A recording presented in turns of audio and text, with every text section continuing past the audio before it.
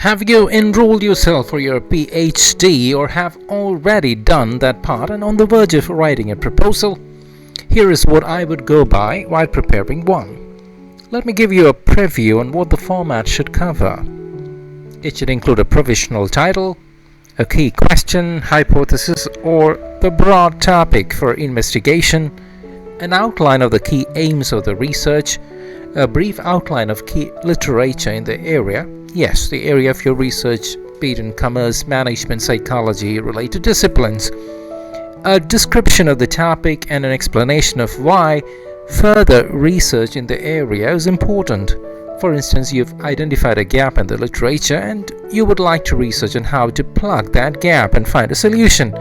The methodology is next. That has to be in a detailed fashion on how you plan to carry out research, use tools or techniques, the research approach you would stick to, how you plan to quantify and report data in a concise manner, data collection techniques, etc. And finally, a plan and timetable for the work you wish to carry out.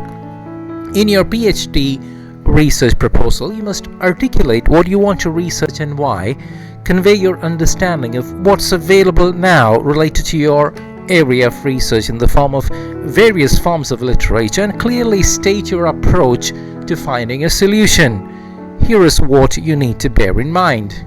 Number 1. Title page. Your provisional title should be around 10 words in length and clearly and accurately indicate your area of study or proposed approach. It should be catchy, informative, and interesting. The title page should also include personal information like your name, academic title, date of birth, nationality, and contact details. Next comes aims and objectives. This should be a short summary of your project.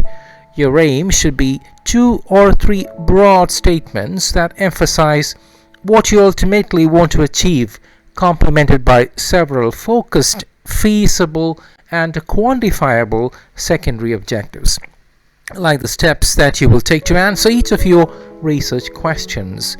This involves clearly and briefly outlining how your research addresses a gap in or builds upon existing knowledge, how your research links to the department that you're applying to, the academic, cultural, political, or social significance of your research questions. Next is literature review. This section of your PhD proposal discusses the most important theories, models, and texts that surround and influence your research questions, conveying your understanding and awareness of the key issues and debates. It should also focus on the theoretical and practical knowledge gaps that your work aims to address or solve, as this ultimately justifies and provides the motivation for your project. Methodology. I love this part. Here you are expected to outline how you will answer each of your research questions. A strong, well-written methodology is crucial, but especially so if your project involves extensive collection and significant analysis of primary data. The research proposal methodology identifies the data collection and analytical techniques available to you before justifying the ones you will use in greater detail. You'll also define the population that you're intending to examine. You should also show that you're aware of the limitations of your research, qualifying the parameters that you plan to introduce. Remember, it's more impressive to do a fantastic job of exploring a narrower topic than a decent job of exploring a wider one. Next is timetable. Concluding or following on from your methodology, your timetable should identify how long you will need to complete each step, perhaps using bi-weekly or monthly time slots. This helps the reader to evaluate the feasibility of your project and shows that you have considered how you will go about putting the PhD proposal into practice. Finally, bibliography.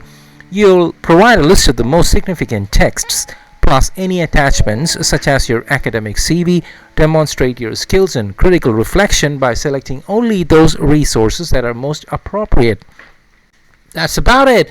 And here is a final checklist I will refer to before shooting across my proposal. Ensure that you've complied with the research proposal format. This means that every page is numbered, it's professional, interesting, and informative. The research proposal has been proofread by both an experienced academic or an expert of that kind, even if it's from an industrial side, industry area, or corporator with adequate knowledge about the field. Then you can go by, even if it's not a non-academician. It has a contents page, that's an index page, and whether you've used a clear and easy to read structure with appropriate headings. Happy to guide you. If you have any questions, please use the comment section below. Good luck!